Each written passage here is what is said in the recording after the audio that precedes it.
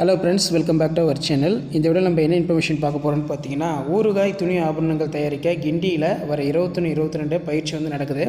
இதை பார்த்தீங்கன்னா தமிழ்நாடு வேளாண்மை பல்கலைக்கழக பயிற்சி மையத்துடைய தலைவர் ஏடி அசோக் வெளியிட்டுள்ள செய்திக்குறிப்பில் என்ன சொல்லியிருக்காங்கன்னா, சென்னை கிண்டியில் செயல்பட்டு வரும் தமிழ்நாடு வேளாண்மை பல்கலைக்கழகம் பயிற்சி மையத்தில் நவம்பர் 21ஆம் தேதி அந்த என்னென்ன தயாரிக்கிறதுக்கு சொல்லித்தராங்க. 22ஆம் தேதி பார்த்தீங்கன்னா கைகளால் துணி ஆபரணங்கள் தயாரிப்பது குறித்து பயிற்சி அளிக்கப்பட உள்ளது.